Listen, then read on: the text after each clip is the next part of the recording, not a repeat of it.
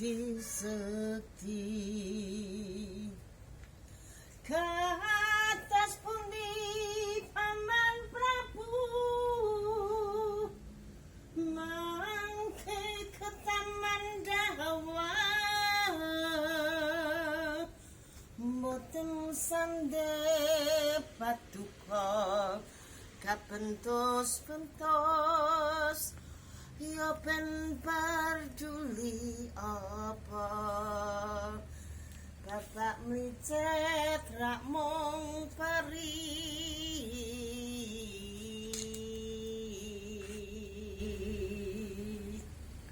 luar biasa. Ada sebuah kisah yang terkait dengan tembang itu. Minggu 27 Februari bersama saya Bambang EKBM. Siang hari ini secara singkat saya ceritakan Sudana Kumara atau Pangeran Sudana yang juga dikenal dengan judul Romansa Manohara. Demikian yang saya dengar. Pada saat bulan purnama, seorang pemburu yang bernama Halaka mengendap-endap di tepi danau menunggu kehadiran bidadari yang katanya setiap bulan purnama turun dari kerajaan Kinara, mereka menari, menyanyi, dan mandi di danau Teratai itu. Betul, ternyata 7 bidadari turun ke telaga Teratai. Halaka menjerat salah seorang dari bidadari itu tidak berdaya. Yang 6 kembali ke negeri Kinara. Ketika Halaka mendekati bidadari itu, maka sang bidadari mengatakan, "Hei manusia, jangan mendekati aku apalagi menyentuhku. Aku tidak akan bisa lepas dari jeratmu. Sebagai jaminan bahwa saya juga tidak berusaha untuk melarikan diri, terimalah permata di rambutku ini." Ketika itu, ia memastikan tidak bisa kembali ke kerajaan Kinara. Halaka terima. Sesaat ketika ia menerima itu, terdengarlah langkah kaki kuda yang ternyata putra mahkota kerajaan utara yang bernama Sudana Kumara. Halaka berpikir, ini lebih baik saya serahkan Pangeran Sudana. Terserah mau diapakan. Betul, Pangeran, ada seorang putri, saya serahkan kepadamu. Silakan, mau ditahan, mau dilepas. Begitu melihat sang putri, ternyata Sudana Kumara jatuh cinta pada pandangan yang pertama. Halaka menyerahkan permata dari sang putri, dan Sudana Kumara memberi hadiah kepada Halaka yang langsung meninggalkan Sudana dan putri itu. Begitu dipandang, putri itulah malah mengatakan, "Pangeran manusia, saya Putri Manohara dari kerajaan Kinara." Gayung bersambut, Manohara juga jatuh hati kepada sang pangeran. Berdua pulang, mereka dinikahkan dan disiapkan akan menjadi seorang raja. Siapapun putra mahkota yang sudah menikah. Tetapi intrik di kerajaan santer, terutama yang dihembuskan oleh penasihat-penasihat tua. Karena dengan penggantian raja ini mesti jabatannya terancam. Ya, yang muda senyum-senyum, pasti aku nanti jadi penasihat utama. Begitu. Nah, mulailah muncul intrik. Ada rencana jahat dari penasihat istana yang mengusulkan kepada raja supaya Sudana ditugaskan untuk membasmi pemberontak di negeri yang dipimpin sang raja itu.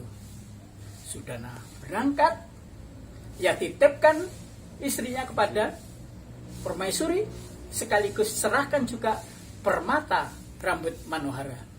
Ia pergi bersama pasukannya Dia duduk di bawah pohon besar dan tidak tahu apa yang harus dilakukan.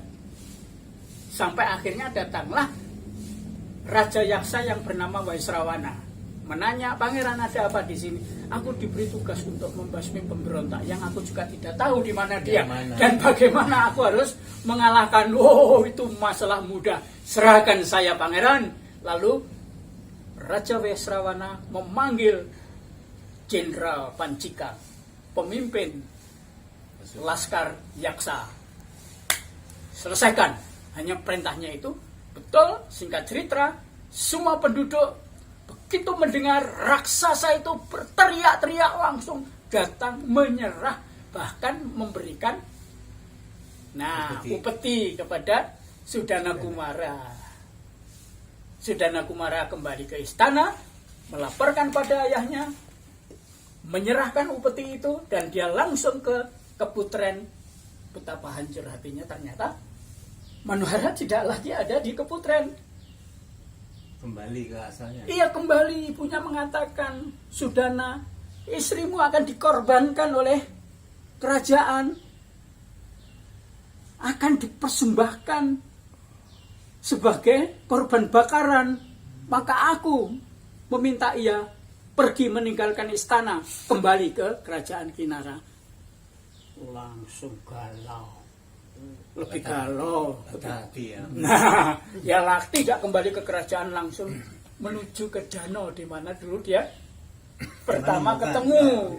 Dia dijumpai oleh seorang petapa, bahkan diberi informasi, "Istrimu menitipkan cincin stempel kerajaan Kinara." Diterima, ditunjukkan, perjalanan sulit sekali, banyak tantangan. "Aku siap, Bopo." Akhirnya Sudana meninggalkan petapa itu. Dia menempuh perjalanan yang sulit, menghadapi berbagai siluman. Ada siluman kepala kambing, siluman naga sakti, dan bahkan harus mendaki gunung, menuruni jurang serta sungai yang deras. Sampailah ia di tepi kerajaan Kinara. Namun Sudana tidak bisa menembus pintu kerajaan itu, karena kerajaan itu tidak menerima siapapun yang berbau manusia. Ini lalu bersamaan dengan itu ada dayang-dayang yang membawa buli-buli berisi air.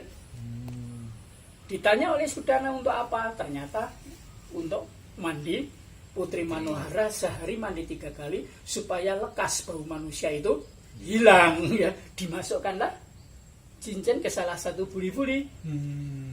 Sesampai di tempat Manohara mandi, senang sekali Manohara. Dia langsung kepada ayahnya melapor, "Ayahanda, suamiku di sini tidak ada tempat untuk Sudana Kumara, manusia yang tidak bisa merawat engkau, anakku."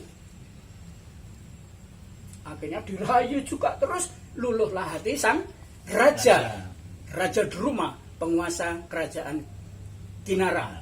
"Baik, kalau Sudana memang mau bertemu denganmu, ada syaratnya. Dia harus bisa mengalahkan para prajurit Kinara dalam hal memanah." Sebagai tanda kesatria ulung, betul, diadu memanah. Ketika Sudana mendapat giliran memanah, sekali bentang gendewa lepas anak panah itu bisa menembus 7 pilar kerajaan, 7 pohon palem, bahkan ada 7 binatang yang berlarian terkena panahnya. Sang raja mengagumi Sudana, mempersilahkan Sudana untuk bertemu dengan istrinya. "Silakan masuk ke ruang." Betapa kaget Sudana. Begitu masuk ruang itu, di situ ada 1000 putri yang wajahnya mirip. Yang mana? Ya, bingung dia. Padahal perintahnya, "Sentuh istrimu sekali, ajak menghadapku." Sudana tidak mampu. Akhirnya dia bersemadi, mengeningkan cipta. Dalam hati dia mengatakan, "Putri Manohara, ini aku Sudana, suamimu, kekasihmu. Jika ada cinta bergetar di hatimu, bangkitlah saya, peluklah aku." Betul. Manohara bangkit memeluk Sudana, menghadap sang raja. Hanya satu ya yang. Iya, yang bangkit satu. Karena dipanggil dalam doa tadi, menghadap sang raja, dipersilahkan untuk tinggal sementara di kerajaan Kinara. Akhirnya dia kembali juga ke bumi, dinobatkan sebagai raja. Kerajaannya semakin makmur, rakyatnya semakin sejahtera, dan semua orang berbahagia. Satya dari cerita ini adalah bertindaklah atas hati nurani karena cinta ada di dalamnya. Terima kasih Yang Beb. Sampai jumpa di episode selanjutnya.